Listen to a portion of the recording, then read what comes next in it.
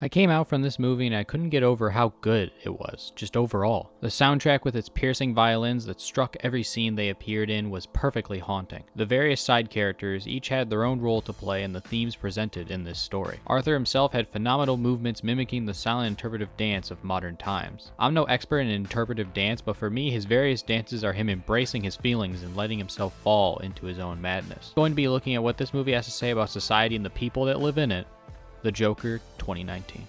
It only took one gun, one person to give the wrong guy that gun. There's something poetic about that. The powerful through the society they live in oppress the powerless, and that cycle was broken by giving one man the power to rebel. The Joker has had wiggle room when it comes to his character, but one thing that has stood the test of time was this delusional aspect of himself. As seen in the original Killing Joke monologue or in the Dark Knight movies, this element of him not even knowing what's real is very prevalent in his characterization. In this movie, they take this idea and completely flesh it out, bringing the viewer into his delusions. The movie is told in the first person, and as such we can only see the world as Arthur sees it. He never hung out with the lady next door. It was all in his head. His mother was never wronged by the Waynes, but she herself was a delusional mess that contributed to her adopted son Arthur's abuse. Arthur himself is no better, having an uncontrollable urge to laugh in times of stress, which obviously leads to more abuse. Everything in his life is steamrolled into the mess that he is today. This first-person perspective helps ground us, the viewer, in Arthur's empathetic life. Clearly for the media it's bad to have this ultimately evil character be sympathetic, but they can stunt their thinking all they want. Arthur is someone that after his past, we should be empathetic towards. His actions after becoming the Joker are questionable, but what brought him to that point was the world he lives in, which is what we, the viewer, should understand.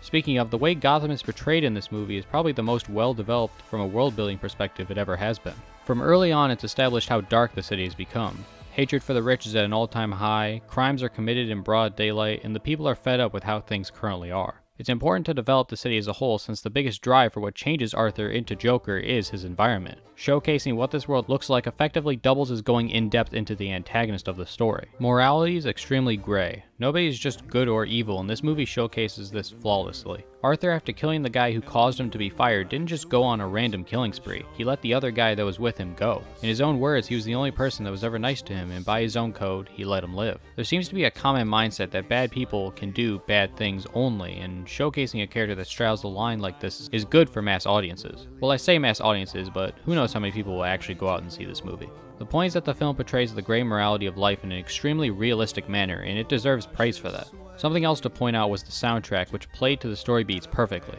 Like I mentioned earlier, that consistent use of piercing violins added this uncomfortable vibe to the scenes. As the film went on and Arthur fell further and further into this madness of his, the musical score amped up with faster tempos and more elaborate pieces. Music here helps establish that the ball has been set into motion and everything is now riding that wave. This movie also really likes to play with progression through its visuals as well. For the first half of this film, Arthur is always shown sulking while climbing steep staircases, but by the time he puts on the Joker outfit, he's dancing down those same stairs while being overjoyed about himself. Speaking of this overjoy, let's talk about the Joker's movements. More specifically, his dancing, his interpretive dancing. Similar to that of modern interpretive dance, Arthur in many scenes is shown letting his emotions take over through his movements. The most prevalent of these moments being his breakdown in the bathroom. He just killed a couple of people, and while trying to deal with the weight of his actions, he begins to dance. Gliding across the floor, his hands reaching to his sides and up towards the ceiling, a dance of acceptance. Almost like he's dancing to the tune of his own self-loathing, or better yet, dancing to the sound of madness. These scenes really are the character letting his inner self to be portrayed without words. Just like my reaction after seeing this film, there are many things about Joker that are not easy to explain in just a couple of words. This here is the perfect compromise. Let his movements, his facial expressions, his dance show what it's like inside his head. I could make a whole video on this aspect alone, but there's so much more to talk about. This movie tackles a lot of ideas, and although it doesn't give a clear stance on most of them, it does present them in a new light.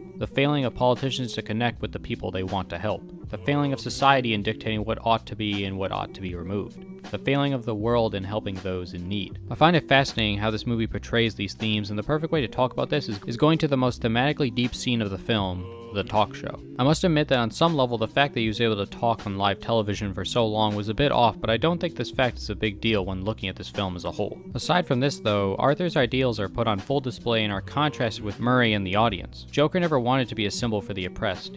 Even by the end of the film, he doesn't seem to care about it all that much, but that's what he is. The scene had a lot of emotionally heavy lines such as, "You care that those 3 guys were killed, but if it were someone like me, then you would walk all over me." I probably butchered the line, but you get the point. The scene really serves as Arthur Arthur being able to let out all his pent-up emotions, and Murray is the catalyst for this release. Oddly enough, this scene also has light commentary on the state of comedy today with lines such as, "We don't do that kind of comedy here." Joker keeps trying to tell extremely edgy jokes, but obviously on the talk show they would never work, although I do think some of them were kind of funny. I think it's obvious from how frenetic this analysis is that there is so much more to this film than a simple story. It has a lot of nuance, character development, and themes to explore. When I can get my hands on a copy of this film, I'll probably make a follow-up video going in depth on what I think about specific scenes. If you enjoyed, check out the playlist for more videos like this one. I hope to see you next time.